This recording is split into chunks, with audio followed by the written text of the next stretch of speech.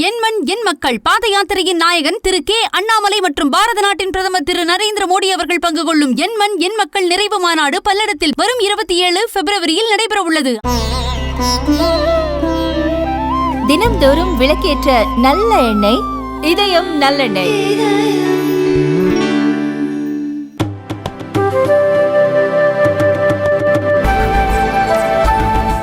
Thiru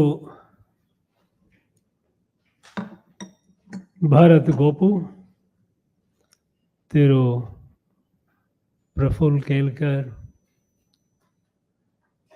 distinguished thought leaders, writers, painters, masters and patrons of other forms of art, all the distinguished invitees at this lit festival. Jai Shri Ram to all of you.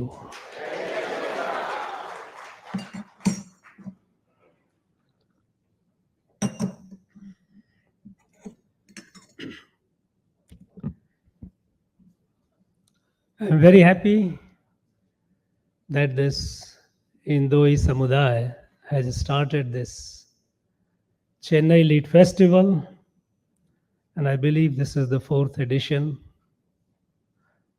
but it has already established its reputation. It is leaving its marks on the literary and artistic consciousness of our people.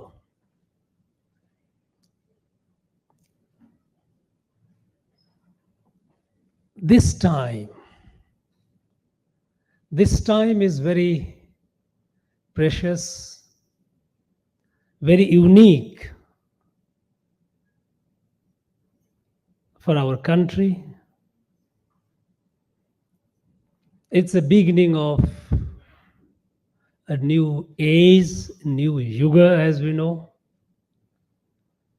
when Bharat has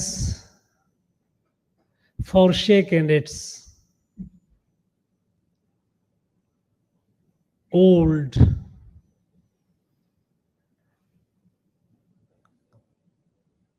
an identity which has been created through a millennia of subjugation and colonization, and it is rediscovering itself with pride in its heritage in the past, taking inspiration from our ancient wisdom, eternal Adhyatma, and is moving forward to play its role, which is the destiny of our country, Bharat. And the destiny is to rise and rise for the good of the world.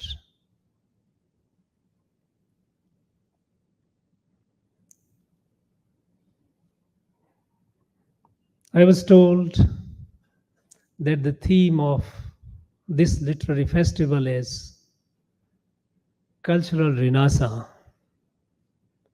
and this Viksit Bharat, developed Bharat. A commitment that we have given to ourselves that in the next less than a quarter of a century, by the time our country, we all celebrate centenary of our independence, Bharat will be what it is destined to be, the leader of the world for the good of the world.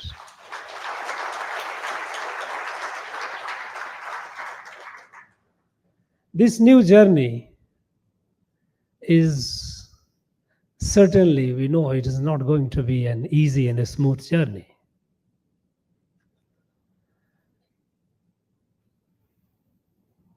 We have to confront and overcome many challenges which have been before us, with us for all these years. Shaking them off will be a challenge, which I'm sure which we will do it.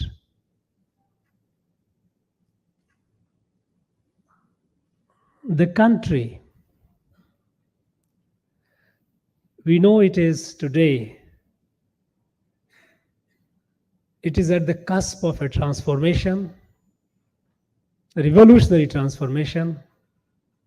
A country which was at the margin of world consciousness, it is at the center of it today. Till about a decade ago, our country was known to be a populous country, but that's all. When we tried to speak, there were not many listeners. And today, when Bharat speaks, the world listens and listens with attention.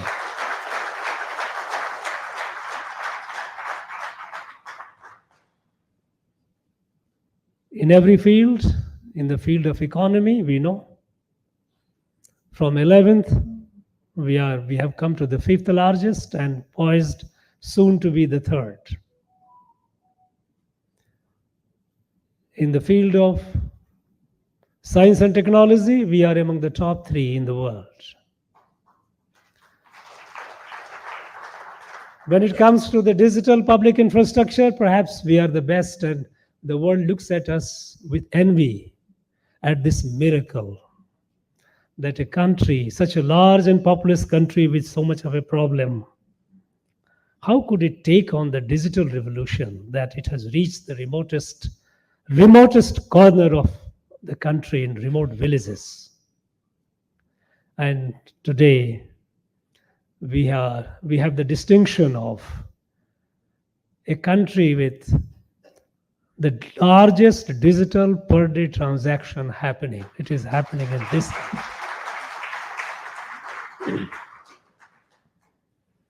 Till about a decade ago, scholars, experts, economists across the world used to say, whenever they talked about India and talked about India only marginally, as a problem, India as a problem. They always looked upon this country with a patronizing attitude, at times with a sense of pity. We know people believed that India would never be an economic power. India would never be a power to reckon with. I am tempted rather to quote Lee Kuan Yew, the great man who built Singapore, who turned a fishing hamlet into the world top-class city-state. A great visionary, a strategist. He had something to say about India. When we became independent, the whole of Asia and in fact whole of Africa, the country which were getting decolonized, they looked at India with a lot of expectation. How India would carve its weight into the future, that would shape and influence the other countries as well. But when India did not, it started stuttering rather than marching forward. It started drifting rather than having a sense of direction and destiny. Then increasingly the world started losing its interest. And Lee Kuan Yew, who was a keen observer of India, who became Singapore Prime Minister by about 58 or so, he came and met. It was the time, emergency time. And he thought that here is a Prime Minister who could change India, who can transform India. He came and met the Prime Minister, said, Madam Prime Minister, you are bold. You have the courage to impose emergency on such a large and diverse country. you can take bold decisions. You are spending 1 rupee while you are earning 25 paise. It is not sustainable. You start spending before you earn. India will not grow like this. You must take bold policy decisions. And then what he said, we was told, was, no, Mr. Prime Minister, this is how India will be run. And then he said, if a bold leader, like such a strong Prime Minister, could not take a bold decision, she was not bold enough to take a correct decision for this country, India will never be an economic power. And the world started looking at India's growth story with a pessimistic outlook. And some of the economists started calling it, India will grow at the Hindu rate of growth. Hindu rate of growth became a term, a very disparaging, disrespectful. Now, today India is the fastest growing economy in the world.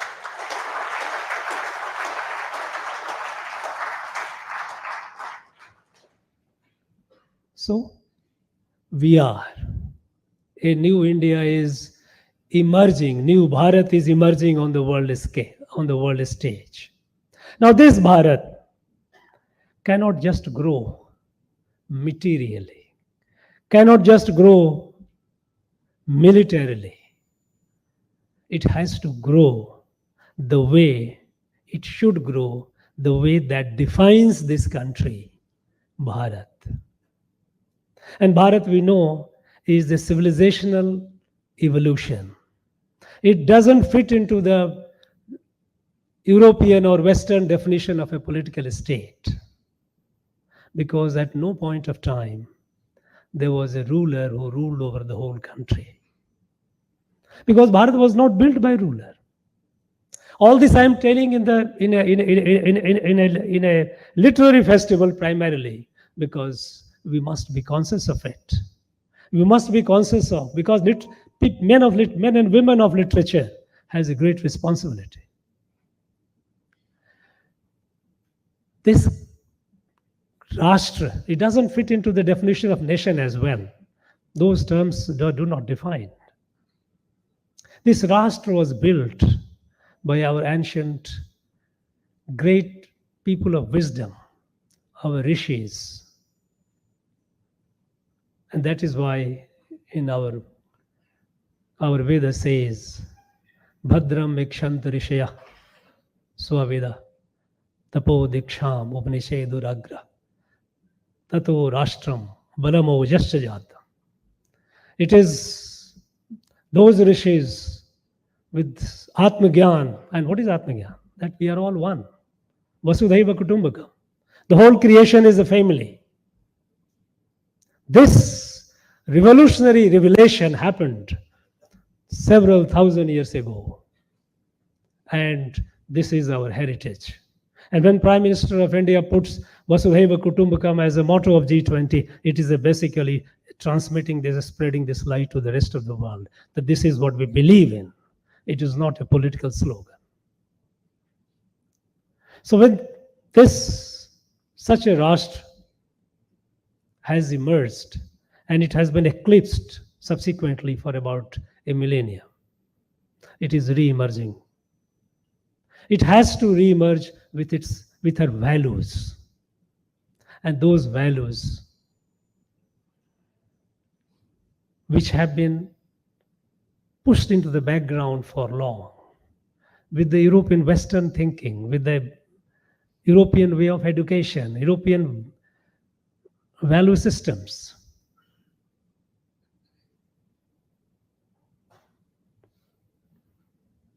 Which are just antithetical to what we are. These have to be now reclaimed, re-energized, and spread to the world. Swami Vivekananda had a dream. He wanted a Bharat whose muscles are of iron, whose sinews are of steel, but whose heart and mind are compassionate Vedantic. Sri Aurobindo had a dream. On 15th of August 1947, he jotted his dream and he said, the moment has come for Bharat now to spread the light. Spread the light to the rest of the world and save the world. Because the world has been facing existential conflicts, threats. And we have seen it. How people have been so selfish, how they have been so driven by mercantile interest, that even during COVID, when the whole entire humanity was affected, the advanced countries, when they developed the vaccines, how they looked at it as an opportunity to make more money, how they started hoarding those vaccines more than their requirement, leaving the people, unfortunate one, the less fortunate one behind. It was at this point, it was Bharat, which thanks to our scientists, when we made the vaccine, we shared with 150 countries in the world. This is in the DNA of Bharat. Now, when this Bharat is emerging on the world scale, on the world stage,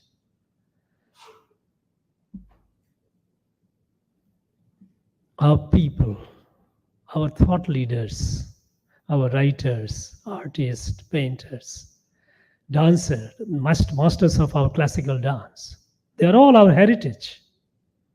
They have a great responsibility. They have to be conscious of this fact that now, at this point of time, we have embarked on that phase of our history, the future history, where we cannot go the way we did in the past. Every day has to be a day of consciousness. What we are doing for making this country, making Bharat a great nation. And one of the challenges that we have before us is the challenges which have been created largely during the colonial period and subsequent colonial outlook that pervaded our thinking, our academia, our administration, our governance, is division. We have divides here and there, everywhere. We have created division along languages. We have created division along regions. We have created division along so-called races. Our country has been going through a kind of a social fission, and now the latest is about so-called, talking about caste.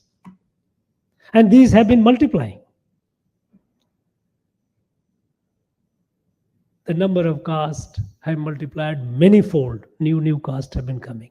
New tribes have been coming. There is no end to it. And if it continues, it's like a scales of a fish. If you keep removing the scales, each scale has its own identity, you can say so. But then in the process, the fish is lost. We cannot let that happen. All those forces, all those people, those who have tried to divide, and those who have flourished on dividing, they have to be defeated. Those forces have to be defeated. And when it comes to our cultural renaissance, this place, this land, Tamil Nadu, has been the spring well of Bharatiya culture.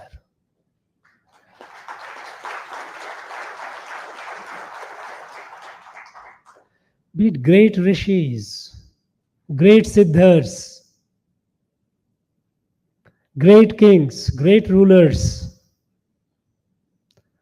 since time immemorial, they were born on this holy, auspicious, holy soil. Our country, our Bharat, we know it has two sides, or you can call it two ends. Here is ocean, here is a Himalaya. And these are the two sources from where the light emanates and illuminates the whole country. Eventually it is to illuminate the whole world. This place, which has been the fountainhead of our culture, our adhyatma, which has shaped the idea and identity of Bharat,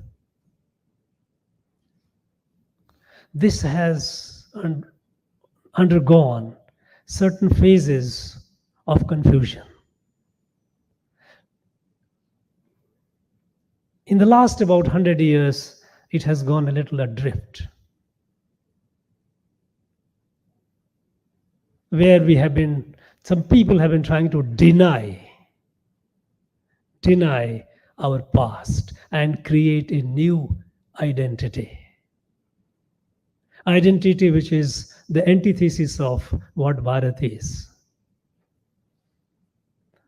And an identity which is undoing of Bharat. Now how can? Now I was felicitated with two very beautiful gifts. One, Sri Rama's Pattabhisekam and his Paduka, and other ones Ramlala. This place has been the karma bhumi of Sri Rama.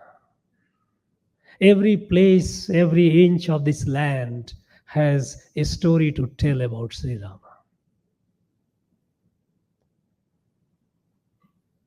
And when we go to the ancient Tamil literature of Sangam period, see the stories. I am just a beginner. I'm just trying to learn something about the Sangam history, Sangam literature, and the ancient Tamil literature. But whatever I have seen is amazing. When going through Silpadikaram, you see the references of Sri Rama. At one point, when Chanakyaa and Kolan, when they are leaving Pumpuhar, they have left Pumpuhar, the seat of Pandyan king, the port city. The people were very sad. And there, the poet says, it's like Ayodhya, which was sad after Sri Ram and Mata Sita has left. Ayodhya, people of Ayodhya were so sad. Look at this presence of Sri Ram and Sri Ram's story. Numerous places, not once. Manimekalai mentions about how this Vanar Sena is building the Setu. Purnanuru, it mentions about when actually the poet who composed Purnanuru was gifted precious jewelry by the king, and those jewelries were taken away by his relatives and others, and they were wearing. And then the poet writes, the jewelries on those people looking like the same way when Ravan was taking Mata Sita and Sita has dropped jewelries and monkeys were wearing those jewelries. Look at the presence of Sri Rama's story here in all ancient literature. Aknanuru, another Sangam literature book, it says, at the seashore, Sri Rama, when he was reciting Veda mantra, bird and bees were stand still to listen to his Vedic chanting. Sri Ram is everywhere. How can we deny? If we deny Sri Ram, we deny Bharat. We deny everything. There is nothing left.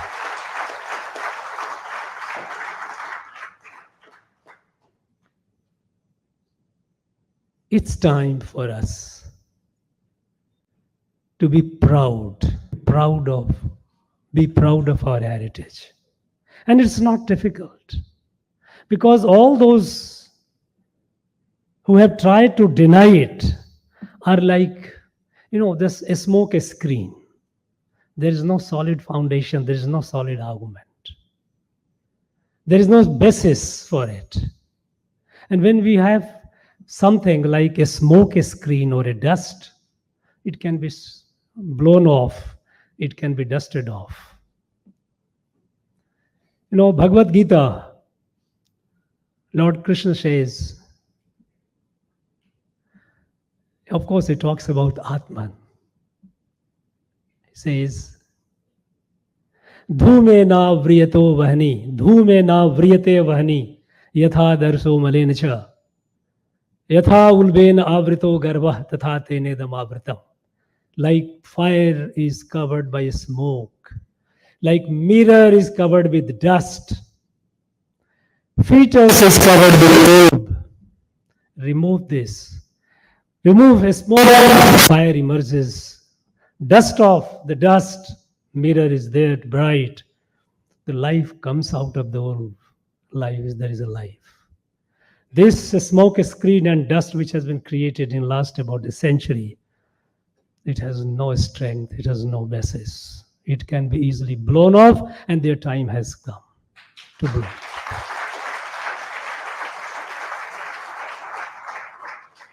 And when we're talking about Viksit Bharat, is nothing but Ramarajya, nothing else.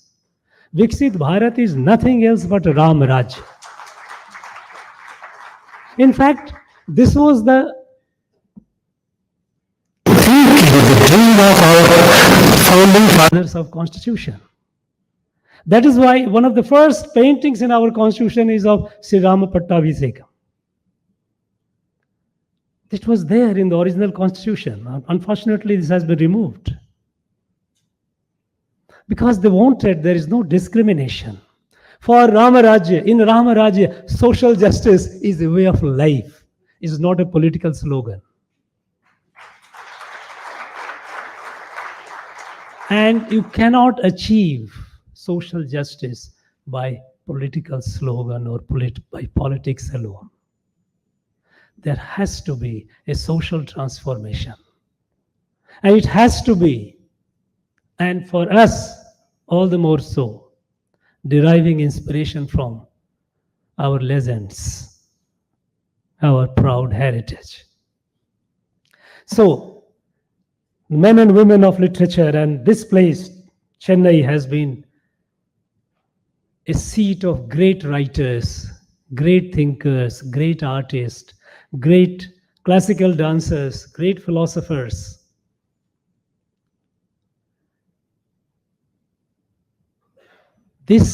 All these people, you are like Margdarshak, you are like the one who saw the way.